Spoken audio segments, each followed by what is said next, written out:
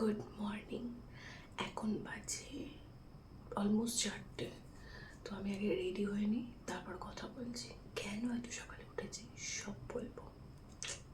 হ্যাঁ, তখন বাজে 3:51। এমনি সময় জানো তো ঘুম ভাঙে না, আর ঘুরতে যাওয়া থাকলে ঠিক ঘুম ভেঙে যায় আর ঝটপট করে উঠে রেডিও হয়ে যায় টাইমের মধ্যে। এটা আমার সাথে সবসময় হয়। ইভেন আমার তো সারা রাত ঘুমই আসে না সকালে বেরোনোর জন্য।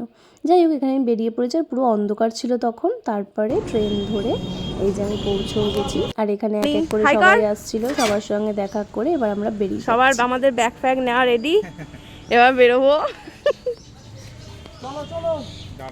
চলো। যেতে না যেতেই ফোন আসলো যে কৌশিকের গাড়ি প্রবলেম করেছে। ব্যাস, কি প্রবলেম করেছে গিয়ে দেখি, ও বাবা খুব খারাপ অবস্থা। এইবার অত ভোরবেলা, মানে তখন প্রায় বাজে 6টা, ওই সময় কোথায় মেকানিক পাওয়া যায়। সেই খুঁজতে খুঁজতে ওরা সব বেরিয়েছে, আর আমি আর সোনালি এখানে অনেকক্ষণ ওয়েট করছিলাম ওদের জন্য, যে আমরাই বেকার গিয়ে কী করবো, আমরা এখানে ওয়েট করি, ওরা যাক। কষ্টেতে এক কাকুকে ঘুম থেকে তুলে বাড়ি থেকে নিয়ে এসে ওর গাড়িটা ঠিক করা হয়েছে। ততক্ষণে দেখো রোদ্দুর উঠে গেছে, মানে অনেকটা আমরা পিছিয়ে গেছি। পরে সোজা এখানে সবাই যেখানে আর কি ওয়েট করছিলো সেখানে গেলাম, গিয়ে সবাই মিলে একসঙ্গে দেখা করে এইবার আমরা ফাইনালি গাড়ি স্টার্ট দিয়েছি। আর এই যে দুপাশে সুন্দর রাস্তা দেখতে দেখতে আমরা যাচ্ছি। আর এটা আমাদের বেসিক্যালি রাইড ছিল, মানে কোনো সেরকমভাবে ট্রিপ না, জাস্ট ওয়ান নাইটের জন্য সবাই আমরা গেছিলাম একটু রিফ্রেশমেন্ট নিতে। ছিলাম সবাই একটু চা কফি খাওয়ার জন্য, সকালবেলাটা একটু ঘুমটা কাটিয়ে নেওয়ার জন্য। আর এই দেখো আর একজন কী করছে, উল্টো দিকে দৌড়াচ্ছে। তারপরে তো আমরা সোজা গিয়ে আমরা ব্রেকফাস্টের জন্য দাঁড়িয়েছি, আর ব্রেকফাস্ট আমরা সবাই খেয়েছি মুড়ি আর ঘুগনি। দারুণ, আমি তো শুধু ঘুগনি খেয়েছি, আমার মুড়িটা খুব একটা ভালো লাগে না, তাই জন্য তো মুড়ি ঘুগনি খেয়ে একদম পুরো গাড়ি স্টার্ট দিয়ে সোজা জয়পুর ফরেস্ট। এতক্ষণে তো বুঝেই গেছো আমরা কোথায় যাচ্ছি।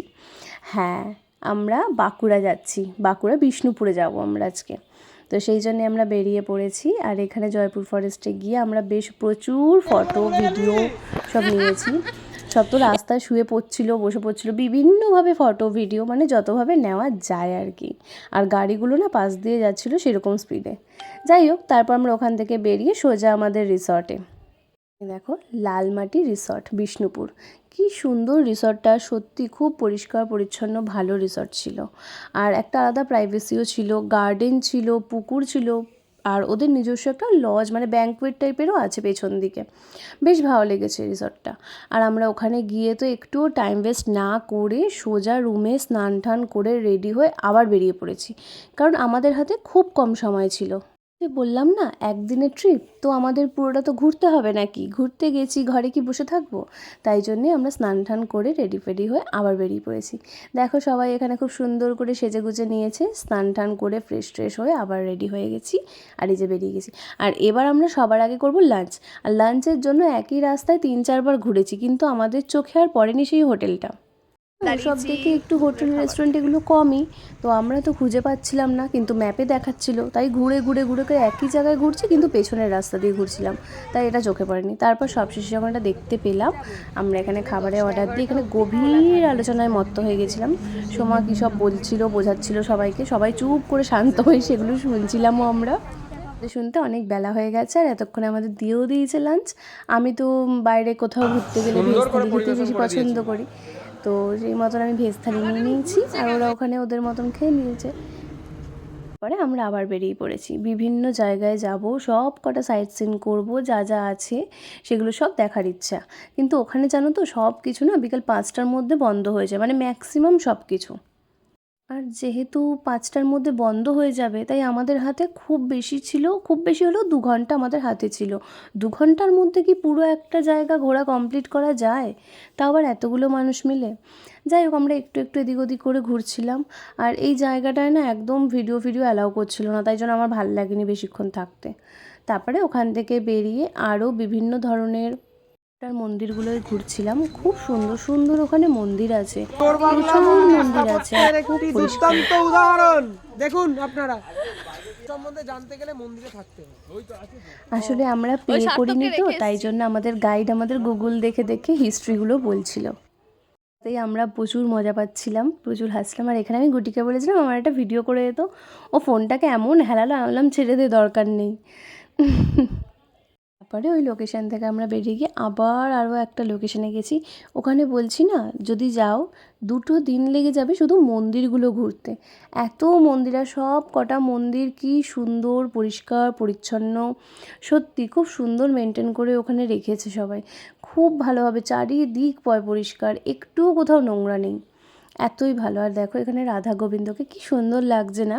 তারপরে না গেছিলাম এখানটায়, গাছটার একটা ঝুড়ি থেকে পুরো গাছটা এরকমভাবে হয়েছে, আর ঠিক সেখানেই রয়েছে এই যে মা দুর্গার একটা মূর্তি।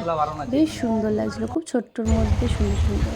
আর আমার না ওখানে যেটা সব থেকে বেশি ভালো লেগেছে, ওখানে রাস্তাঘাটগুলো কি সুন্দর সুন্দর, লাল মাটির রাস্তা, বড় বড় গাছ রয়েছে চারিপাশ দিয়ে, ফাঁকা রাস্তা, খুব সুন্দর, ভীষণ ভালো লাগছিল। এই আই লাভ বিষ্ণুপুর এই লেখাটা দেখতে দেখতে আমরা চলে গিয়েছিলাম ওখানকার হাটে। হ্যাঁ, যেমন শান্তিনিকেতনে সোনাঝুরির হাট হয় ওই রকমই ওখানেও একটা হাট হয়, খুব সুন্দর। আর এই হাটটা না শুধু যে মানে দিনের বেলা হয় তা না, সন্ধে অবধি হয় সেটাও না, এটা অনেক রাত অবধি হয় মোটামুটি, ওনারা বলছিলেন।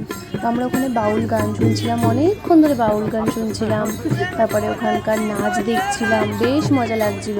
পুরো জায়গাটা দেখো কি ভালো লাগছে না, সবাই গাছতলায় বসে যে যার মতন, খুব ভালো লাগছিলো। অনেকক্ষণ টাইম কাটিয়েছি এখানে আমরা, মানে এখানেই আমরা রাত করে ফেলেছিলাম। আর এর সঙ্গে সঙ্গে প্রচুর কেনাকাটা করা হয়েছে, মানে প্রচুর জিনিস কিনেছি আমরা সবাই মিলে, অনেক কিছু। আর আমার এই কুর্তিটা বেশ পছন্দ হয়েছিল তাই এটা নিয়েছিলাম। আর এই দেখো ছোট্ট মা দুর্গা কি সুন্দর দেখতে, বিভিন্ন রকমের গণেশ, বিভিন্ন সুন্দর সুন্দর জিনিস ছিল। আর এইসব নিতে নিতে আমাদের অনেক রাত হয়ে গেছিলো। আর ওখানে অনেক রাত হয়ে যাওয়া আমার তো একটু অসুবিধায়, রাস্তাঘাট পুরো ফাঁকা অন্ধকার, আর এই রাস্তায় না শুধু আমরাই ছিলাম।